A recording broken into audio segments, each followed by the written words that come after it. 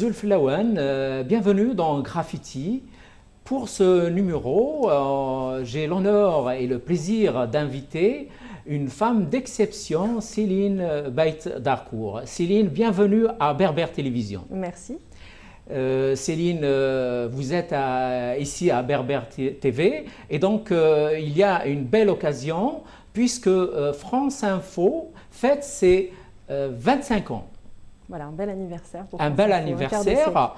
Et on reviendra donc à France Info et à son parcours et au vôtre aussi. Auparavant, on va faire donc une virée dans l'actualité pour la saisir un petit peu avec un certain recul. Et on va commencer, Céline, si vous voulez bien, sur ce qui se passe en Syrie.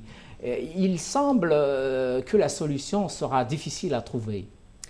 Oui, avec notamment les Russes et les Chinois qui mettent leur veto à tout ce que propose le Conseil de sécurité de l'ONU. Évidemment, c'est très compliqué. Et puis, même les autres pays ne sont pas d'accord entre eux, entre ceux qui veulent intervenir et ceux qui ne préfèrent pas. Est-ce qu'on peut dire que le peuple syrien paye un petit peu ce retour de la guerre froide, vu les positions surtout des Russes? Évidemment, mais de toute façon, c'est toujours le peuple qui paye, hein, ce ne sont jamais les dirigeants. Donc évidemment, là, on assiste à un massacre organisé et puis personne ne bouge. Et ça ne se termine pas, et maintenant, ça va faire 15 mois que les Syriens meurent. Et en plus, quand on parle d'une intervention militaire, si jamais on arrivait à la faire, est-ce que ça serait la solution aussi? C'est jamais sûr. On a vu ce qui s'est passé aussi en Libye.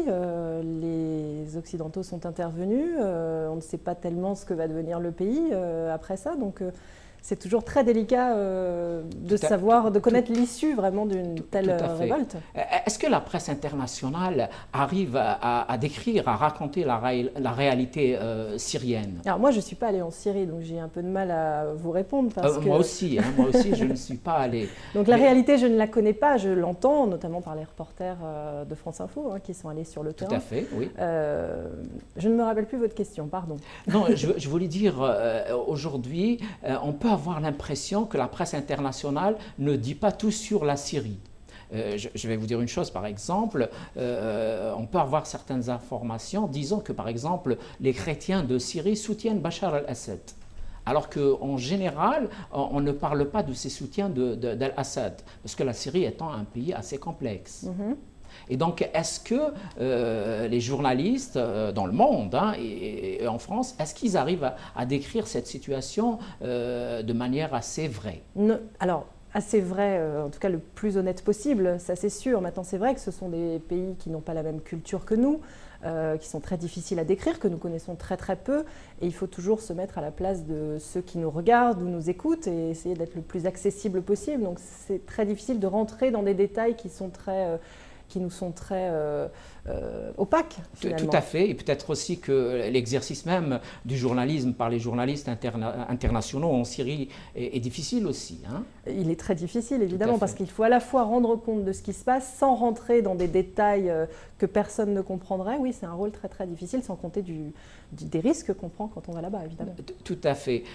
Un autre pays est juste à côté, c'est l'Égypte. Donc l'Égypte a organisé le premier tour de l'élection présidentielle et manque de peau pour les révolutionnaires de la place Tahrir. Donc c'est un islamiste et un ancien du régime qui vont s'affronter au second tour. Qu'est-ce qu'on peut dire à propos de cela? On a vu un petit peu la même chose, en tout cas pour les islamistes en Tunisie, voilà, qui font de très bons scores. On verra, voilà. Il va y avoir un deuxième tour. Moi, je veux aussi noter ce qui s'est passé après le verdict au procès Moubarak, qui a été condamné à la prison à vie, oui. Et certains acquittés. Et je vois que la place Tahrir est encore en train de se noircir de monde. Tout à fait. La place Tahrir reproche surtout le fait que les fils Moubarak soient acquittés. Voilà, mais ils vont pouvoir refaire leur vie tranquillement. Tout à fait, mais bon, la place Tahrir est-elle représentative de toute l'Égypte? Bien sûr que non. Bien sûr que non. Déjà, c'est la capitale, c'est le Caire. Ce ne sont pas les petits villages. Voilà, chaque endroit est très différent, mais c'est quand même c'est quand même un signe du malaise qu'il y a en Égypte. Enfin, le problème, le départ de Moubarak n'a pas réglé pour l'instant, en tout cas, grand-chose. Tout à fait, tout à fait. Bon, on peut dire que la démocratie est un lent apprentissage. Évidemment. Peut-être qu'il y aura de belles surprises à l'avenir. On peut le souhaiter aux Égyptiens. Ça ne s'est jamais passé en quelques semaines. Tout à fait. Et en France, ça sera aussi des élections législatives dès donc ce week-end. Le 10 juin, le premier tour, oui. Voilà. Et donc, on n'annonce pas un raz-de-marée du Parti socialiste. Eh bien non, alors on verra. Après, on va attendre l'élection, puisqu'on ne peut parler que de sondage pour l'instant. Mais c'est vrai qu'on ne sent pas d'enthousiasme non plus énorme depuis l'élection de François Hollande. Donc le raz-de-marée n'est a priori pas annoncé, même si la victoire de la gauche fait quand même peur. Mais il y a quand même un certain apaisement dans la société, dans la rue française, depuis l'élection de François Hollande. Et je pense que la presse française en général ne le signale pas, pas tous les journaux quand même. Il y a eu une espèce de détente dans la rue, et comme si les gens étaient contents de quelque chose qui n'est plus là. Alors, j'irai pas jusqu'à dire ça parce que j'avais pas l'impression qu'il y avait une grande tension dans la rue quand même Oui. pendant les 5 ans précédents. Il y a eu certainement un soulagement pour certains, d'un espoir de changement. Voilà, peut-être un espoir en tout cas. Un apaisement, je ne sais pas. D'accord. Et pour l'élection donc les législatives, on a en France un petit problème politique, c'est que les candidatures pour le poste de député des gens issus de l'immigration n'arrivent pas à être élus. Comment est-ce que vous pouvez expliquer cela? J'ai pas une explication forcément à vous donner. Est-ce que c'est un problème des partis politiques qui ne placent pas ces candidatures dans des circonscriptions, dans des endroits où ils pourraient être élus? Oui, on est peut-être encore très frileux à ce niveau-là, pour les femmes aussi d'ailleurs, hein, pas pour tous les partis, mais pour certains. Oui, tout à fait. Voilà, il y a encore, il faut oser. C'est toujours pas le cas. C'est les partis politiques qui n'osent pas, ou bien est-ce que c'est le mal est plus Moi, je pense profond? que la société est prête à élire des personnes, des candidats issus des minorités, bien sûr. Je pense que la société est mûre, aussi oui. est prête à élire beaucoup de femmes? Je crois aussi à partir du moment où elles sont compétentes. Voilà, moi je suis absolument pas pour l'instauration de quotas parce que je trouverais ça dommage qu'une femme arrive à un quelconque poste parce que la loi a obligé qu'il y ait un certain nombre de femmes. Je pense que c'est une question de compétence. Voilà. Oui, il y a beaucoup de femmes qui sont compétentes. En théorie, elles peuvent être élues. Bien sûr. La question ne se pose même pas. Tout à fait. Et une autre question, toujours par rapport à cette actualité toute présente, donc c'est l'Euro de football. Hein. Oui. Ben, on peut espérer que la France sera championne, c'est possible, mais le problème est ailleurs. Donc le problème, c'est qu'une partie des matchs de football se tiennent donc en Ukraine, où une femme, Yulia Tymoshenko, est en prison et injustement en prison. Est-ce que finalement le football peut écraser des valeurs humaines? Bien sûr que non, évidemment. Et je dois saluer le courage du gouvernement français qui refuse, et du président français, qui refuse d'aller assister au match de l'équipe de France en Ukraine. Je trouve que c'est une décision très courageuse et qui va peut-être faire avancer les choses. Ben, on peut l'espérer, mais est-ce qu'on ne pouvait pas, par exemple, s'attendre à ce qu'il y a l'annulation de cet euro ou bien le déplacement des matchs dans un autre pays? C'est impossible? Impossible, je n'en sais rien, mais en tout cas, c'est certainement un peu trop tard, surtout. Tout à fait, Voilà. oui. Céline, bon, vous avez écrit un livre fort intéressant donc, qui s'appelle Femmes d'exception. Avant d'arriver à votre livre, qui, je le rappelle, vient de sortir aux éditions Talendier et coédité avec France Info, c'est ça? C'est ça. Et donc, il y a aussi une femme qui est à la tête du royaume d'Angleterre depuis 60 ans, la reine d'Angleterre. On peut avoir beaucoup d'admiration pour cette femme. Mais oui, vraiment, parce qu'elle a vraiment dirigé le royaume sans faille depuis 60 ans. Il faut se rappeler que c'était quelqu'un qui n'était pas destiné au trône, hein, puisque Elle est arrivée là parce que son oncle, Édouard VIII, a abdiqué. Donc son père, Tout à fait. le roi George VI, a pris la tête de la monarchie. Et donc elle est arrivée ensuite. Et je trouve que c'est une femme absolument admirable qui a traversé des tempête, qui est toujours là et puis qui a une popularité. D'abdiquer. Ah non, c'est absolument pas prévu, a priori. jusqu'au bout. Oui, oui. C'est pas dans son ADN. Tout à fait. Et on dit que dans sa vie de chaque jour, elle est très très simple au fait. Alors voilà, c'est ce que j'ai appris aussi. C'est une femme très drôle, alors ça aussi apparemment on ne le sait pas vraiment parce qu'elle paraît un petit peu froide, donc c'est quelqu'un de très drôle qui a beaucoup d'humour et qui aime les choses très très simples comme aller pêcher, aller se promener, la nature. On dit qu'elle fait même la vaisselle quand elle invite des gens chez elle. Voilà, mais j'aimerais beaucoup voir ça. Pour une reine. Oui. C'est vraiment une femme d'exception. Mais j'aimerais beaucoup l'inviter, voilà, si elle m'entend. Un dimanche quand elle vient. Ça m'étonnerait que la reine d'Angleterre regarde Berbère Télévision, mais pourquoi pas. Et donc, Céline, si vous voulez bien, on va reparler de France Info. Donc, France Info fête ses 25 ans, je crois que c'était en juin 1987. Le 1er juin 1987. Le 1er juin 1987. Voilà. Et donc, qu'est-ce qu'on peut dire à propos de ces 25 ans en général? C'est une radio d'abord qui avance toujours. Je crois que c'est la 4e radio en France. C'est ça, avec près de 5 millions d'auditeurs chaque jour. C'est extraordinaire, c'est énorme. D'en être toujours là aujourd'hui avec la concurrence des chaînes Tout Info, de chaînes de télé, avec la concurrence d'Internet, des réseaux sociaux, oui, c'est vraiment un exploit. Qu'est-ce qui fait la force de France Info? Je crois que déjà parce qu'on a été les premiers sur ce créneau-là, oui. Et ça, on ne peut pas nous l'enlever, donc on a l'expérience. Oui, tout à fait. Et puis une équipe, évidemment, voilà, des reporters formidables, des présentateurs de journaux formidables. Voilà, enfin, on sait faire. Mais ce n'est pas seulement l'actualité, quand même. Est-ce que c'est la richesse de la grille qui fait la force de France Info? Il y a pratiquement de tout. Hein. Alors, il y a de tout, mais... Oui. C'est l'actualité vraiment qui nous guide, puisqu'il y a une grille évidemment chaque jour, mais qu'on casse. Elle peut être chamboulée à n'importe quel moment, dès que l'actualité l'exige. Donc vraiment, nous suivons ce qui se passe au plus près. Et qu'est-ce qui fait donc qu'on décide comme ça de chambouler la programmation? Comment on choisit cet événement? Il peut être international? Ah oui, on ne le choisit pas en fait, il s'impose à nous. C'est-à-dire, ça peut être, on a été vraiment très gâtés, entre guillemets, l'an dernier avec les révolutions arabes, avec le tsunami et puis Fukushima.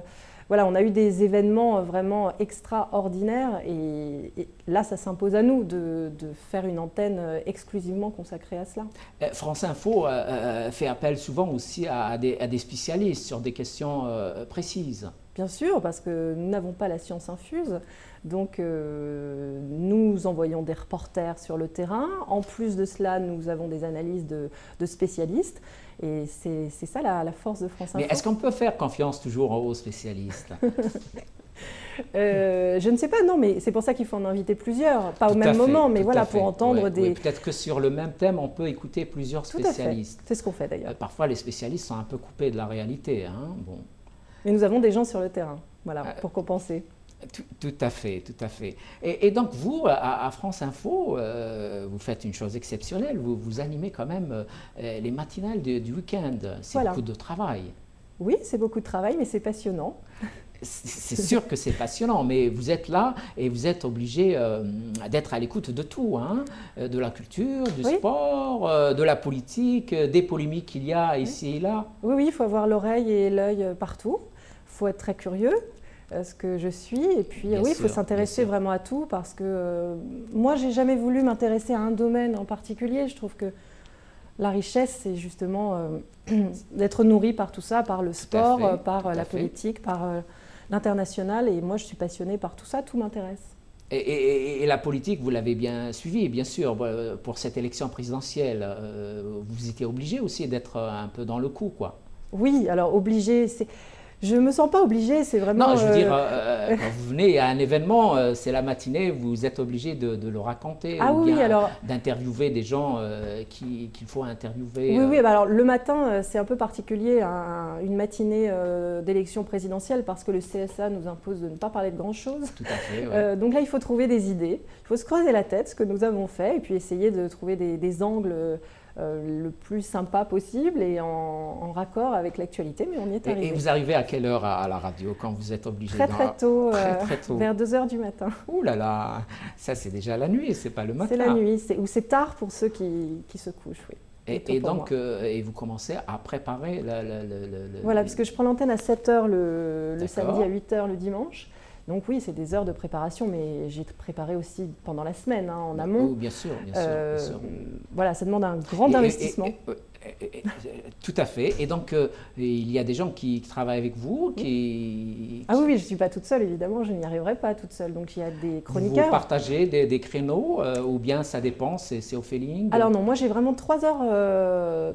3 heures de fil rouge, comme on dit, avec des présentateurs qui se relaient à mes côtés toutes les demi-heures, même tous les quarts d'heure, puisqu'il y a un flash info à 15h45 et puis un journal toutes les demi-heures. Donc voilà, les présentateurs viennent le faire et j'ai des chroniqueurs aussi qui sont avec moi donc pour parler de cinéma, d'économie, de jardinage, voilà, un peu de tout. tout, effectivement, vous parlez franchement de tout. Hein. Oui. Et vous, Céline, avant d'être à France Info, vous étiez à Radio France Internationale, c'est ça? Voilà, oui, ma passion de l'actualité étrangère. Ah d'accord, donc à RFI, vous couvriez l'actualité internationale. Alors oui, j'ai présenté les journaux internationaux et pendant quelques mois, les journaux à destination de l'Afrique, où là c'est vraiment très très pointu. Et puis il ne faut pas faire d'erreur parce que la crise diplomatique n'est jamais très très loin. C'est vrai, il y a des gens qui appellent, donc il y a des diplomates qui appellent à la radio, par exemple. Ça arrive, oui. Oui. C'est surtout des appels venant d'Afrique, ou bien d'ambassadeurs africains, ou bien de tout. Un peu de tout, un peu de tout. Alors on essaye qu'il y en ait le moins possible, donc de ne jamais faire d'erreur. Bon, les erreurs, quand elles ne sont pas flagrantes, elles sont un peu permises quand même, non? Et en couvrant l'actualité de l'Afrique, vous avez été en Afrique? Vous avez beaucoup voyagé en Afrique? Alors non, moi je suis une grande voyageuse dans ma tête, mais pas en vrai parce que j'ai très peur de l'avion. Voilà. Ah d'accord, bon, c'est un petit handicap qu'on peut dépasser.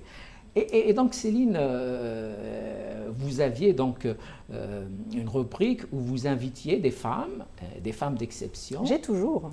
Ah, elle est toujours, effectivement. Oui, tous les dimanches. Tous les dimanches. Donc, et donc cette rubrique vous a permis d'écrire un livre qui s'appelle Femmes d'exception. Voilà, comme le titre de l'émission. Et comment est-ce que ce livre vous est venu à la tête? Alors, en fait, les auditeurs, plusieurs auditeurs me le demandaient, m'envoyaient des mails en me demandant quand est-ce qu'il y aura un recueil de tous ces entretiens. Donc voilà, ça avait déjà un petit peu germé dans ma tête, mais ça restait voilà, à cet état-là en me disant mais pourquoi pas un jour. Et puis j'ai eu la chance de rencontrer Dominique Missika, qui est la directrice des éditions Talendier, qui est venue à moi en me disant qu'elle aimerait beaucoup faire un livre de ce rendez-vous. Et donc on a discuté un petit peu de ce qu'elle voulait faire, de ce que moi je voulais faire, parce que je ne voulais pas que ce soit uniquement les entretiens radiophoniques qui soient retranscrits. Et voilà, et ça arrêtait la facilité. S'arrêtait là, quoi. voilà exactement. Ouais. Puis ça n'avait pas vraiment de sens et d'intérêt pour moi. Je voulais y ajouter quelque chose, et notamment mon ressenti. Les émotions que j'ai pu avoir en rencontrant ces femmes, ce qui s'était passé avant notre rencontre. Voilà, j'avais envie de raconter les à côté de l'émission. Et donc voilà, ça donne ce livre. Et donc 25 ans de France Info et 25 portraits. Voilà, c'est fait exprès. C'est clair, c'est fait exprès. Et en général, c'est des femmes qui viennent d'horizons divers, qui sont spécialistes de quelque chose. Alors d'horizons très très variés, et ça j'y tiens. Il y a des artistes, des écrivaines, des sportives. Alors il y a des femmes célèbres, des femmes totalement anonymes, et là aussi j'y tiens vraiment, donc qui viennent de milieux associatifs ou qui, voilà, dans leur coin, ont un combat qui est très touchant. Et puis le point commun aussi de toutes ces femmes, c'est qu'elles ont un vrai parcours de vie. Moi, ce qui m'intéresse au-delà de ce qu'elles sont devenues, c'est comment elles en sont arrivées là. Voilà, c'est ça que j'ai envie de raconter en les recevant tous les dimanches. Et avant de les recevoir, vous connaissez leur parcours, vous avez lu des choses sur elles, ou bien vous les cherchez autrement? Ah non, bien sûr, oui, je prépare beaucoup, donc je me renseigne beaucoup sur elles. En revanche, je refuse de les rencontrer avant ou de leur parler avant parce que je ne veux pas perdre la spontanéité lors du direct du dimanche matin. Et je trouve que si on se parlait beaucoup avant, après, pendant l'émission, on a l'impression que c'est déjà tout dit, quoi. Oui, voilà, donc ça, vrai. c'est une règle que je me suis fixée. Je les rencontre un quart d'heure avant le direct, pour, voilà, histoire de se rassurer un petit peu mutuellement. Et puis on se découvre. Et la première femme rencontrée, c'était qui? Oula, la première femme rencontrée, c'était, il me semble, Elisabeth Badinter. Une grande dame. Voilà, pour la première, c'était un joli cadeau, oui. Tout à fait. Et donc, elle vous a raconté sa vie, elle vous a raconté ce qu'elle fait, ce qu'elle essaye de faire dans son existence, elle vous a parlé de son mari. Alors, c'était un peu particulier parce qu'au départ, Femme d'exception ne durait que 4 minutes, ce qui était très très court pour faire le tour d'une vie.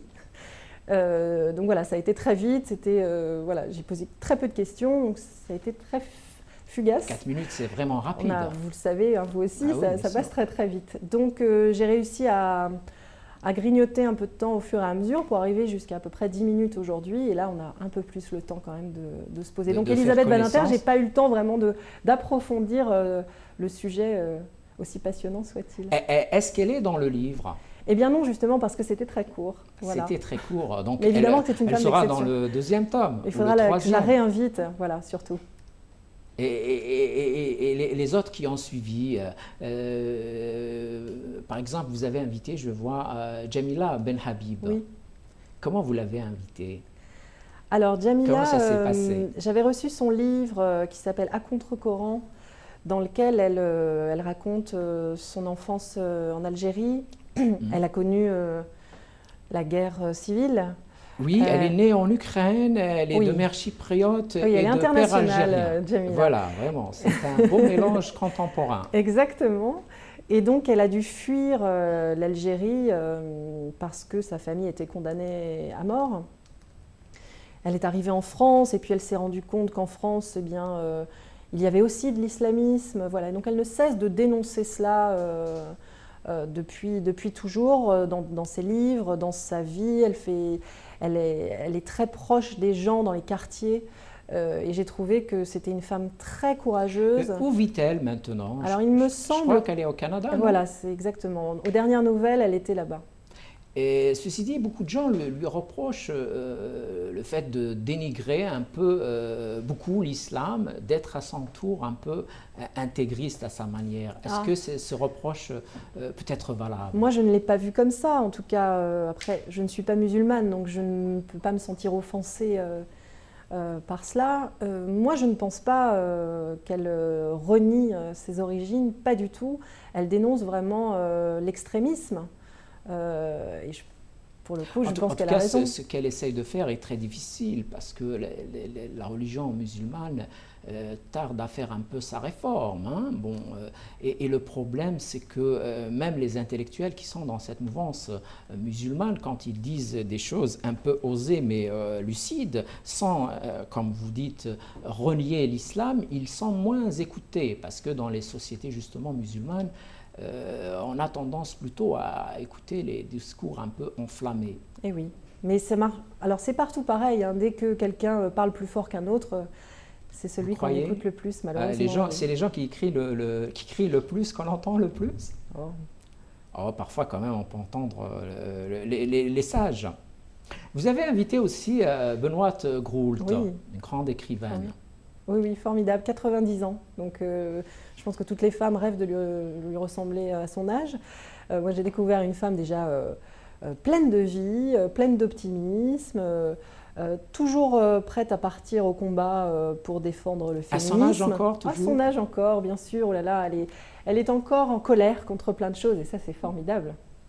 Une femme en colère, c'est toujours une femme d'exception? Non, pas forcément, mais elle a des combats, je trouve, justifiés. Autant je ne me considère pas comme féministe, parce que j'ai jamais souffert de ma condition de femme. Mais son discours m'a vraiment plu parce qu'elle ne revendique pas une suprématie sur les hommes, parce qu'elle aime les hommes, ce qui est mon cas aussi. Donc voilà, moi je pense qu'on nous devons vivre ensemble. Oui, les hommes et les femmes peuvent emprunter le même chemin, sans que l'un n'écrase l'autre, bien sûr. Et puis c'est une femme qui a une grande œuvre littéraire, qui a commencé à écrire assez jeune aussi. Mais elle a une vie absolument passionnante, elle a été journaliste, une des premières, alors que son premier mari, même ses deux premiers maris, me semble-t-il, ne voulaient pas qu'elle travaille, mais voilà, elle l'a quand même fait.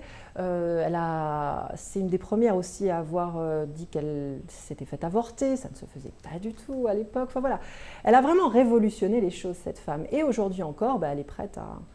Est-ce qu'on peut dire qu'à travers son parcours, on peut voir un peu le parcours de la femme française depuis toutes ces années? De la femme française, je pense que ce n'est pas qu'en France qu'il y a eu ces combats-là, mais de la femme européenne en tout cas. Oui, certainement. Oui. Elle représente, pour moi, elle est la femme du XXe siècle, clairement, Benoît de Groot, oui.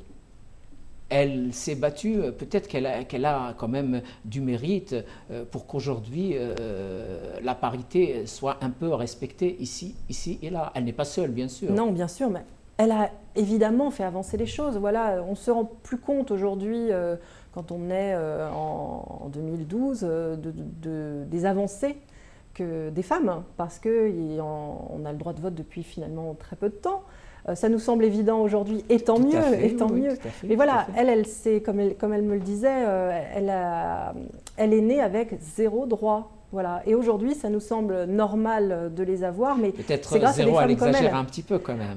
Je pense qu'elle n'est pas si loin de la vérité quand même. On lui disait, tu n'as pas besoin d'étudier parce que tu es une fille. Et pourtant, elle a fait des études quand même. Et pourtant, oui, mais parce qu'elle s'est révoltée.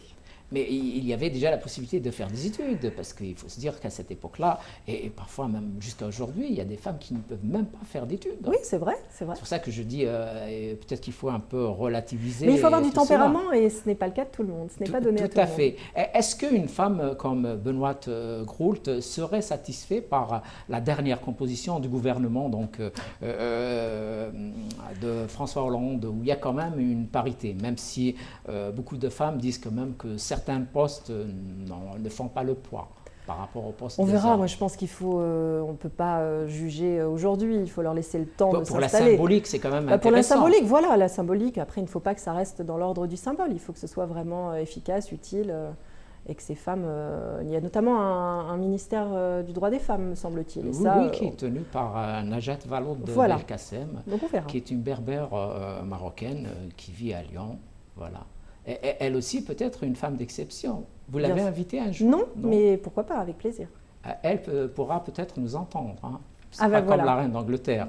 Vous avez invité aussi Marlène Jobert. Oui, Marlène Jobert, oui. Alors c'est une des rencontres les plus particulières que j'ai faites parce que moi j'étais très admirative de cette femme parce que, pour plein de raisons, mais voilà, ces films ont bercé mon enfance. Un peu plus tard, donc quand elle s'est mise à écrire des contes pour enfants, moi je les ai fait écouter à ma fille quand elle était plus petite pour s'endormir. Donc voilà, elle a partagé vraiment ma vie depuis le début. C'est extraordinaire. On fait juste une petite pause et on revient, une pause publicitaire. On revient donc au débat et Céline, on disait des choses donc sur Marlène Jobert, une femme d'exception. Oui. Ma femme d'exception parce qu'elle n'a pas hésité à arrêter sa carrière cinématographique qui était vraiment, elle était en pleine gloire à ce moment-là. Elle a tout arrêté parce que sa véritable passion c'était d'écrire pour les enfants et je trouve ça très courageux de sa part quand même d'abandonner les paillettes, le showbiz pour quelque chose dont on ne connaît pas l'issue. Donc voilà, je tenais absolument à la recevoir et c'est vrai que c'était assez épique notre rencontre parce que ça avait mal démarré. C'est vrai. Oui. C'est très rare que ça se passe comme ça, mais voilà. Oui, mais ça arrive aussi. Ça arrive aussi. On était en plein hiver, il neigeait, donc elle est arrivée très en retard parce que son taxi ne pouvait pas avancer. Donc moi, j'étais aussi, j'avais l'antenne aussi à gérer. Je voyais qu'elle n'arrivait pas. L'heure du rendez-vous, elle n'était pas là. Donc elle a fini par arriver, mais passablement agacée, moi aussi d'ailleurs, donc voilà, ça a été un peu tendu au départ. Vous étiez un peu sur les nerfs à toutes les deux. Mais ça s'est très bien passé après, ça c'est la magie du direct et de la radio, c'est que dès que le rouge s'allume, c'est-à-dire dès que c'est à nous de parler, les tensions disparaissent et puis ça s'est très bien passé. Et donc, elle écrit des contes. Oui. C'est des contes qu'elle invente ou bien c'est des contes qu'elle puise Non, non, c'est elle qui les invente. Elle joue tous les personnages de son histoire. Alors, elle est très drôle en plus. Elle fait des voix différentes. Elle y inclut de la musique originale. Alors, c'est pas elle qui joue, mais voilà, très jolie musique. Et puis, ce sont vraiment de beaux coffrets. Avec un petit livre et le CD, c'est vraiment magnifique. C'est génial, c'est génial. Pour les enfants, c'est exceptionnel. Mais pour les grands enfants aussi. Ah, pour nous tous, d'accord. Voilà. Je ne dirais pas le contraire, le conte nous fait rêver, bien sûr. Ouais. Et vous avez invité aussi Sophie Audouin, c'est ça? Ah oui, c'est un grand souvenir. Ah oui, grand souvenir avec Sophie. Alors Sophie, c'est une écrivaine qui est l'auteur de Tara Duncan. Je ne sais pas si vous connaissez, mais Tara Duncan, les enfants connaissent parce que c'est le numéro 1 des éditions jeunesse. C'est celle qui vend le plus de livres pour enfants. C'est un personnage fantastique, Tara Duncan. Et donc Sophie, qui est descendante héritière du trône d'Arménie, si jamais l'Arménie redevenait une monarchie. Et c'est une personnalité absolument extra parce que déjà elle est très jolie, elle fait 20 ans alors qu'elle en a un petit peu plus.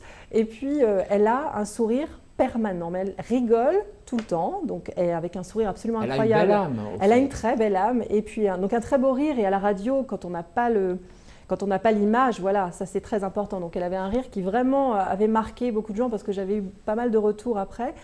Et on avait vraiment pris beaucoup de plaisir à être ensemble. Et puis en plus, c'est quelqu'un de très humain parce c'est ce qui m'a bluffé chez elle.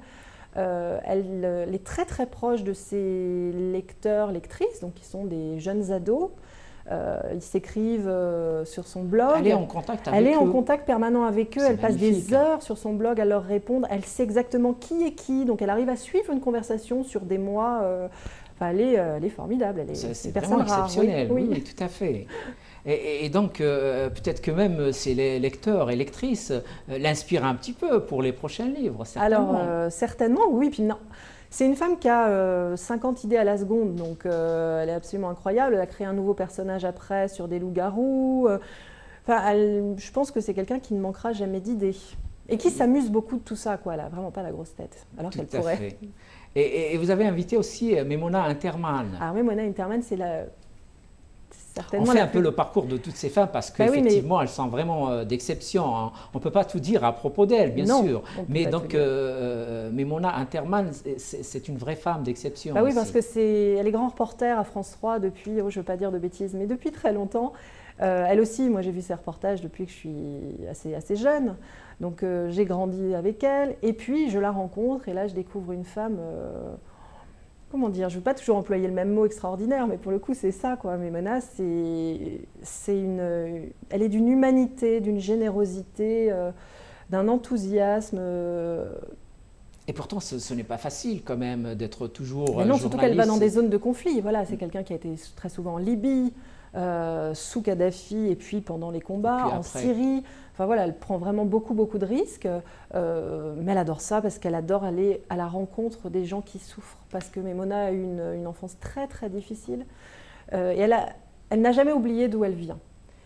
Et ça, je trouve ça rare parce qu'elle qui aurait pu aller en vacances dans des palaces, dans des endroits absolument magnifiques, elle aurait pu être reçue, d'ailleurs elle l'a été dans les plus grands palais du monde, mais elle, ce qu'elle aime, c'est les gens. Pas du tout, pas du tout. Elle est à l'écoute des gens qui souffrent, c'est ça, qui se battent un peu pour mais on sent qu'elle les plus aime. de dignité, plus de liberté. Exactement. C'est magnifique. Et pourtant, elle risque, comme vous voulez le dire, elle risque sa vie quand même. Oui, mais... Et peut-être que sa famille aussi a toujours peur quand elle prend sa caméra. Oui, parce qu'elle a 2 enfants qui sont grands maintenant, mais qui ont dû beaucoup trembler pour elle, mais c'était sa vie de partir, c'était sa passion. Ils ne peuvent pas l'empêcher de partir, c'est sa vie. Non. Eh oui. Et Jenny Hippocrate, alors? Ah, Jenny, autre très belle rencontre. Jenny, elle se bat pour... alors au départ, c'était pour son fils qui est atteint d'une maladie génétique orpheline, qui est la drépanocytose. Pourtant, c'est une maladie très très répandue, qui est mortelle. Et puis, il n'y a rien contre ça. Voilà, on ne peut rien faire contre ça. Il n'y a pas de traitement. Oh et donc, elle a découvert que son fils était atteint de cette maladie quand il était vraiment très très jeune. Elle a pris ça à bras-le-corps. Aujourd'hui, elle a fondé une association pour venir en aide à tous ceux qui souffrent de cette maladie. Et je peux vous dire qu'elle a un tempérament. Moi, j'ai jamais vu, d'ailleurs, je l'appelle dans mon livre la guerrière, quoi. C'est vraiment ça. Elle est en guerre contre cette maladie. Et elle n'hésite pas enfin, on lui demande de partir par la porte, elle rentre par la fenêtre. C'est vraiment ça, Jenny. Elle ne lâche pas. Ah ben oui, elle a raison, elle a raison. Elle n'a pas créé d'association. Si, son association, elle a créé son association, l'APIPD. J'espère que j'ai mis tout ça dans le bon ordre, mais sinon ce sera donc dans mon livre. Si, elle a une association et puis elle parcourt le monde pour récolter des fonds, pour qu'il y ait de nouveaux traitements, au moins soulager la douleur, parce que c'est des douleurs épouvantables pour ces enfants. Voilà, non, c'est aussi une femme formidable. Donc, je rappelle, votre émission, Femmes d'exception, passe toujours sur France Info, donc dimanche, 10h, 15 minutes, c'est ça? 10h15 et ça dure à peu près 10 minutes. Ouais. Ça dure 10 minutes et c'est rediffusé à midi moins quart. Voilà, et il y a la vidéo que l'on peut voir sur franceinfo.fr. Oui, j'avais oublié de le dire, effectivement, sur France Info, aujourd'hui, pratiquement toutes les interviews sont en vidéo. Oui, oui. Et comment on a décidé de mettre comme ça les vidéos? Parce qu'il faut vivre avec son temps, donc voilà, c'était un plus. Mais France Info, c'est pas une télévision. Non, mais tous les sites d'information maintenant ont des vidéos, c'est vraiment un plus qu'on apporte. Alors, la radio, moi je trouve que c'est un média absolument magique, parce qu'on n'est pas justement parasité par l'image, que par la voix passe beaucoup plus de choses, d'émotions notamment, mais c'est aussi bien de mettre un visage sur une voix. Donc, Tout à fait, tout à fait. Et puis donc c'est sur le site internet. Donc aujourd'hui le site internet de France Info est très vu aussi. Oui, hein. Il est de plus en plus. Il est actualisé. Et puis on retrouve pratiquement toutes les archives depuis combien d'années à peu près maintenant? Je ne saurais vous dire en fait, mais je ne veux pas dire une bêtise. Anciennes, mais certaines sont un peu anciennes. Plusieurs années. Hein. On continue quand même à faire un peu le parcours de ces femmes exceptionnelles, hein, femmes d'exception. Et Martine Saada, alors, qu'est-ce qu'on peut dire à son propos? C'était un moment très émouvant, parce que Martine Saada a perdu son fils dans les attentats du World Trade Center. Il travaillait là-bas, il fait partie des 5 Français qui sont morts là-bas. Qui sont morts là-bas. Ouais. Donc on l'a reçu à l'occasion du 10e anniversaire de ces attaques. Je dois dire que c'est une femme qui m'a épatée, parce que quand on perd son enfant, c'est le pire drame. Dans des circonstances pareilles, je pense que ça rajoute. Et elle a une dignité exemplaire, parce que c'est quelqu'un qui n'est pas en colère, qui n'a pas de haine. Ça, c'est assez remarquable. Et elle explique, elle m'a expliqué comment elle avait appris donc, le drame qui avait touché sa famille, et comment elle avait fait pour... elle est toujours là 11 ans après, quoi. Comment elle a fait pour tenir. Pour s'en sortir. Et bien sûr. Et ne pas avoir de la haine, c'est très important cela aussi. C'est extraordinaire. C'est surhumain très quand rare. même. Oui, vraiment. Alors, justement, elle explique qu'elle avait d'autres enfants et qu'il fallait bien continuer à vivre pour eux. Mais quel courage. Et ce fut aussi un moment de radio très important, cet événement planétaire, le 11 septembre, France Info s'est déployé aussi à ce moment-là. Ah oui, ça a été des heures de direct, bien sûr, là tout le monde était mobilisé, il y avait plus, enfin ça a balayé toutes les autres actualités, mais enfin là, pour le coup, c'était sur tous les médias pareil. Donc oui, ça nous a pris des heures d'antenne, personne n'a compté ces heures de travail, c'était un événement... qu'on espère évidemment ne plus jamais revivre. Bien sûr, on l'espère fort bien, bien sûr. Et vous avez invité aussi, toujours dans votre émission, Florence Artaud. Oui. C'était particulier, Florence Artaud, parce que ce n'était pas dans les studios de France Info, c'était à Saint-Malo, ah, d'accord. Où on se trouvait pour le départ de la route du Rhum. On avait passé le week-end là-bas pour le travail. Donc j'animais les matinales en direct du port de Saint-Malo, et Florence Artaud en fait était une sorte de fil rouge, c'est-à-dire elle m'a accompagnée les 2 matins, samedi matin et dimanche matin, pour apporter son expertise, puisqu'elle avait gagné la route du Rhum. Et elle est revenue le dimanche. Alors il faut savoir que Florence, c'est pas une femme du matin. Alors c'est embêtant quand on est dans une matinale. Et j'avais un peu peur, vu ce qu'on m'avait dit sur elle, qu'elle ne soit pas là. Elle n'est pas de bonne humeur le matin. Non, mais qu'elle ne soit pas là, carrément, qu'elle n'arrive pas à se lever. Eh bien, c'est tout le contraire, parce que c'est quelqu'un qui aime beaucoup faire la fête, et elle a bien raison. Mais voilà, quand on se couche tard, c'est difficile de se lever tôt. Et ben, elle a réussi à faire les deux matins de suite. Et je lui tire mon chapeau là-dessus parce que je sais que ce n'est pas son truc. Et elle a été d'une grande disponibilité, d'une gentillesse et d'une modestie, alors que c'est une star. Il faut la voir dans les allées de Saint-Malo. Elle ne peut pas faire un mètre sans que tout le monde l'arrête. Tout à fait. Et voilà, une grande simplicité. C'est une belle femme. Et France Info a l'habitude quand même d'aller un peu dans les régions et France Info a fait cela durant la campagne présidentielle. Oui. Donc il y a eu, je crois, des directs dans 4 ou 5 villes. Oh, même plus que ça. Même plus? Oui, une fois par semaine, on se déplaçait en province, on déplaçait nos studios en province. Et quand c'est toute l'équipe qui se déplace ou bien c'est seulement non, c'est quelques pas toute journalistes? l'équipe, oui, c'est en fait l'équipe d'une tranche particulière. Là, en l'occurrence, c'était voilà, exactement. Là, c'était 2 tranches pour le coup.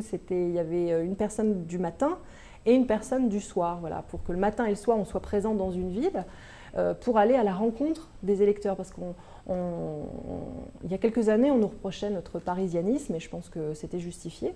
Donc, est-ce que c'est toujours justifié? Mais non, plus aujourd'hui, justement, avec ce genre d'initiative. Voilà, c'est pour pallier à cela. Bah, bien sûr, mais parce qu'il n'y a en effet pas que Paris, même si on est très écouté à Paris, en Île-de-France, mais on est écouté partout. Donc il faut aller à la rencontre de tous les électeurs. Tout à fait. Ils n'ont pas tous les mêmes aspirations. Exact. Et donc certaines émissions, de ces émissions en région, sont faites dans des cafés. Comment on procède? On va aller voir le cafetier, on lui dit est-ce que vous nous donnez la permission de faire l'émission? Alors moi, on prépare ça auparavant. Ça, c'est pas ma partie. Voilà, il y a des gens qui sont chargés d'aller repérer un endroit, d'organiser tout ça. Et puis nous, quand on est le présentateur de ce genre d'événement, ben, on n'a plus qu'à s'installer. Donc ça, c'est très confortable à préparer et à s'installer. C'est sympathique de faire l'émission dans un café, bien sûr. Oui, non, mais voilà, ça change. Voilà, on sort, on voit du monde, quoi. Ça, c'est agréable. Oui. C'est très agréable. Et puis, en général, quand on va dans une région, on ramène un peu les spécialistes de la région, les gens qui comptent, on leur pose des questions qui sont plus au fait de ce qui se passe dans la région. Voilà, c'est des questions un peu plus locales, mais finalement qu'on peut élargir à l'échelle nationale. Oui, c'est toujours intéressant d'avoir en région, oui. Et puis toujours, durant cette campagne présidentielle, France Info donnait la parole aussi aux électeurs. Bon, il y avait eu donc plusieurs émissions à travers plusieurs régions où les gens disaient carrément pour qui il allait voter. Oui, c'était carte d'électeur avec Chloé. Carte d'électeur, voilà. Oui, voilà, toutes les semaines, Chloé prenait un thème. Et puis aller rencontrer, alors je ne sais pas, des gens qui travaillent à un péage, des pêcheurs, des chasseurs, voilà, des catégories en fait de personnes, et puis leur demandait quelles étaient leurs aspirations pour cette élection. Est-ce que c'est une façon de prendre un peu le pouls de cette élection, de ce qui va se passer, de la société? Oui, parce qu'on ne peut pas uniquement s'appuyer sur des sondages. Donc il faut aller parler à ceux qui ont le pouvoir de changer les choses, c'est-à-dire les électeurs. Donc il faut les écouter, les entendre, les diffuser. Oui. Et toujours dans ces femmes d'exception, vous avez aussi invité Lise de la Salle. Musicienne, grande musicienne, voilà. Pianiste. Voilà. C'est un petit prodige, Lise, parce qu'elle a commencé très très jeune. Elle est toujours très jeune, il me semble qu'elle a 22 ou 23 ans. Et elle en est déjà, je ne sais pas combien d'albums. Elle a un talent rare parce qu'elle est capable de donner des émotions, en tout cas que moi je n'avais jamais ressenties en écoutant de la musique classique. C'est pas forcément la musique que j'écoute à la maison, mais là j'ai ressenti des choses que je ne soupçonnais pas en moi. Et moi je suis allée à un de ces concerts au théâtre des Champs-Élysées à Paris, et c'était un moment absolument magique avec la chair de poule. À ce point, et c'est quoi la spécificité de sa musique? Mais déjà, je pense qu'elle a... elle s'attaque à des musiciens très difficiles. Voilà, c'est une fonceuse, Lise. Je crois qu'elle a peur de rien. Et voilà, quand on s'attaque à Chopin ou Liszt, quand on a 20 ans, c'est gonflé. C'est pas évident. C'est très gonflé. Et elle fait ça à merveille. Et elle s'en sort. S'en sort. Oui, et comment? C'est génial. Et donc, vous nous avez déjà dressé beaucoup de portraits de ces femmes d'exception. Et il n'y a pas vraiment de lien entre toutes ces femmes. C'est très diversifié au final. Alors c'est très diversifié, mais si, il y a quand même des liens. Voilà, ce sont des battantes, ce sont des femmes qui ne lâchent jamais rien. Oui, ça c'est vrai. Ça c'est vrai. Je veux dire que ça ne se cantonne pas dans un certain milieu. Ah non, surtout pas. Dans une classe, dans une façon de voir, dans un territoire politique. Non, Pas du tout. non, surtout pas. Alors C'est magnifique. je m'ennuierais beaucoup à faire ça. Je rencontrerais finalement toujours les mêmes personnes, donc ce serait pas drôle. Non, l'intérêt c'est vraiment d'ouvrir notre esprit, quoi, de découvrir des personnes qu'on ne côtoie pas évidemment au quotidien, et puis de nous donner envie nous-mêmes de nous dépasser finalement. Tout à fait. Vous avez aussi invité Johanna Dry. Ah, Johanna Dray, oui, c'est une mannequin, elle Oui. est sublime. La particularité de Johanna, c'est que c'est un mannequin, comme on dit, grande taille, donc elle est très pulpeuse, ce qui n'empêche pas d'être absolument magnifique. Je peux vous dire que tout le monde était sous le choc quand elle est arrivée à la radio, tellement elle est jolie, elle fait 1m85, enfin, voilà. Et elle a un discours très différent des mannequins un peu enfin, stéréotypés, voilà, superficiels. Dans quel sens? Elle est intelligente, pardon pour les autres, mais voilà, je trouve qu'elle a vraiment des choses à dire, quoi. Oui, oui, elle sait où elle va, elle ne fait pas ça juste pour faire le porte-manteau. Il y a un vrai objectif dans sa démarche. Déjà, c'est de s'assumer. Voilà, c'est quelqu'un qui a subi des moqueries petites parce qu'elle était différente, trop grande, trop ronde. Bien sûr, bien sûr. Et bah, aujourd'hui, voilà sa revanche. Et elle veut montrer aux femmes, et Dieu sait qu'il y en a beaucoup qui sont comme elle, différentes, que il faut s'assumer, il faut s'aimer avant tout, et puis les autres vous aimeront. Et c'est vraiment le cas parce que c'est quelqu'un qu'on aime dès qu'on la voit, parce qu'on la sent heureuse et épanouie. Et c'est ça le secret en fait pour une femme et pour un homme. C'est pour ça que vous l'avez choisi dans les 25, parce que vous avez fait quand même beaucoup d'émissions pour choisir 25 femmes d'exception. C'était un peu difficile, oui, j'imagine. Ça a été dur. Il fallait... alors les critères, ça a été... il fallait que ce soit des moments vraiment mémorables pour moi. Voilà. C'est très égoïste, mais comme il y avait beaucoup d'émissions très très intéressantes, mais il fallait que j'ai quelque chose à raconter dessus et que c'était un moment vraiment particulier. C'était pour votre écriture, un peu pour mais la présentation. Il fallait qu'il soit passé quelque chose, quoi, vraiment à l'antenne et hors antenne. C'est pas toujours le cas, c'est très souvent le cas. Mais c'est pas toujours le cas. Et, ce n'est pas automatique. Non, après, c'est comme dans la vie. Hein, oui, bien sûr, tout à fait. Mais bon, en général, ça se passe extrêmement bien. C'est des moments vraiment très jolis. Mais c'est des femmes en plus que j'avais envie de mettre une deuxième fois en valeur parce que je trouve qu'elles le méritaient, quoi. Et Johanna, ouais, elle en faisait partie parce que c'est une fille pleine de vie et qui, moi, m'a fait beaucoup de bien. En fait, parce qu'on a tous des complexes pour des choses même très très bêtes, mais voilà, elle m'a décomplexée. Tout à fait. Et donc, en plus de Madame Badinter, quelles sont, enfin quelques-unes, quelles sont les femmes exceptionnelles, d'exception, qui ne sont pas dans le livre? Il doit y en avoir un bon paquet quand même. Ah oui, il y en a un bon paquet. Par exemple? Il faudrait que... J'ai une très mauvaise mémoire, donc évidemment, c'est vrai, je ne sais pas qui va me revenir. Bon, c'est pas grave, mais bon, c'est pas méchant, c'est juste pour... Ça y est, j'en ai une, j'en ai retrouvé une. C'est vrai, voilà. Allez-y. Alors là, vraiment, je suis très déçue en plus qu'elle ne soit pas dans mon livre.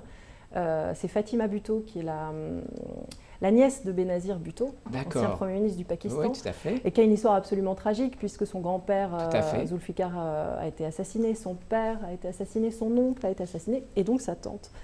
Benazir. Donc elle a vécu dans une extrême violence, dans la peur, et elle racontait voilà, cette dynastie tragique, et puis sa volonté aujourd'hui de tourner la page, malgré tout ça, de surtout pas s'engager en politique. Et elle faisait ça avec une émotion, on était tous dans le studio, parce qu'elle était accompagnée de plusieurs personnes, on était tous très très émus au sortir de cet entretien, parce que elle racontait ses drames avec beaucoup d'émotion, mais aussi de simplicité, de naturel. Et peut-être qu'elle a déjà pris du recul sur tout ça. C'est justement pour ça qu'elle ne figure pas dans ce livre, parce qu'elle est passée à autre chose.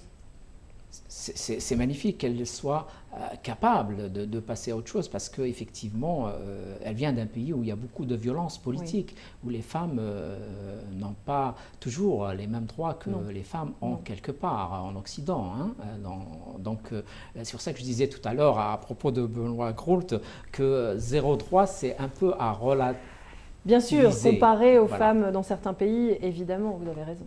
Et donc, avec toutes ces femmes qui ne sont pas dans ce livre, elles seront peut-être dans un prochain livre, Céline, non? Pourquoi pas? En tout cas, je crois que les éditions Talendier sont partantes. Oui, oui. Donc aussi, ça dépendra de vous de faire une autre sélection. Peut-être. Il y a de quoi faire, oui, oui. Il y a de quoi faire. Et comment est-ce que, justement, ces femmes qui sont dans ces 25, ce nombre 25, ont appris donc l'existence de ce livre, si elles le savent? Ah oui, oui, bien sûr, elles le savent parce qu'il a fallu leur demander l'autorisation. Ah aussi, bien Donc c'est comme ça qu'elles l'ont appris. Et puis, la plupart, on a repris. Enfin, moi, je suis en contact avec beaucoup d'entre elles encore, hein, parce qu'on est devenus, avec certaines, assez proches. Et sinon, ça a été l'occasion pour d'autres de reprendre contact et donc d'avoir de leurs nouvelles. Donc ça m'a fait très très plaisir et elles sont toutes très touchées d'être dans ce livre. Et les autres femmes qui ne sont pas dans le livre là, j'ai moins de nouvelles. C'est vrai? Oui, mais de toute façon, le livre, il commence déjà à faire un peu de bruit quand même. Oui, oui, ça commence à bien marcher, oui, je suis ravie. Mais je leur adresse un petit mot dans mon livre aux femmes que je n'ai pas sélectionné pour leur expliquer qu'il fallait bien faire un choix. C'est tout à fait normal, bien sûr. Et est-ce qu'on a parlé de votre livre sur France Info? Je n'ai pas vraiment entendu. Alors oui, il y a de la... Oui, on en parle sur France Info. Et puis, il y a des rubriques de livres quand même dans France Info. Et puis je vais revenir en parler la semaine prochaine, le 15 juin, dans l'émission de Bernard Thomasson, qui est le 12-14. Voilà. C'est le 15 juin, à quelle heure? Après le journal de 13h30. Très bien. Voilà. Et en plus de ce livre d'entretien, est-ce que vous écrivez autre chose, Céline? Aujourd'hui, un petit roman peut-être? J'avais commencé en fait il y a quelques années et puis aujourd'hui mon travail me prend beaucoup de temps. C'est pas évident. Et puis je suis maman aussi et ça me prend beaucoup de temps également et un grand plaisir. Donc il y a un moment où on ne peut pas tout faire, on ne peut pas tout bien faire en tout cas. Est-ce que ceux qui disent que le journalisme tue l'écrivain, est-ce que c'est vrai?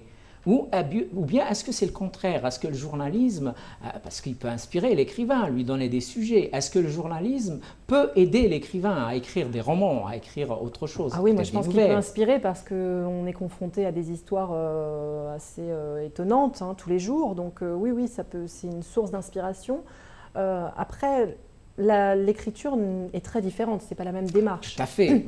Oui, justement, quand je disais le journalisme peut tuer l'écrivain dans la mesure où il peut briser ce recul que l'écrivain peut prendre avec les événements.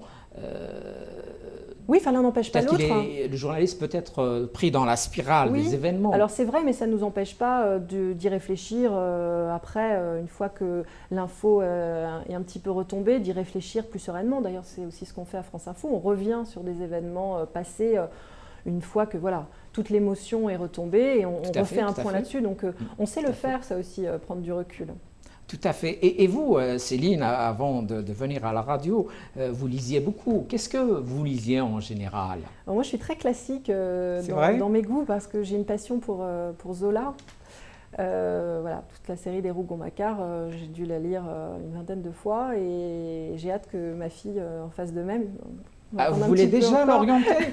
Est-ce que c'est la bonne méthode? Peut-être qu'il faut la laisser choisir. Les livres sont à la maison, à sa disposition. Et ils sont là, elle va les lire. Et les auteurs contemporains quand même. Il y a beaucoup d'auteurs contemporains de langue française qui écrivent de belles choses. Oui, bien sûr. Alors, j'ai pas une grande mémoire des noms, donc je ne vais pas pouvoir citer de noms comme ça. Je suis très, très intéressée, en tout cas, par les biographies. Parce que ça rejoint un petit peu ce que je fais avec Femmes d'Exception. Moi, j'aime l'histoire des gens, les histoires m'intéressent. Donc, je viens justement de lire une biographie sur Eleanor Roosevelt, absolument passionnante, d'une auteure qui a travaillé à Radio France d'ailleurs, pendant pas mal d'années qui s'appelle Claude Catherine Kijman et qui est un livre absolument formidable où on découvre une femme d'exception, elle aussi, qui, on peut dire que son mari donc, a été élu 3 ou 4 fois à la présidence des États-Unis, lui doit énormément. Voilà, derrière un grand homme, il y a souvent une femme.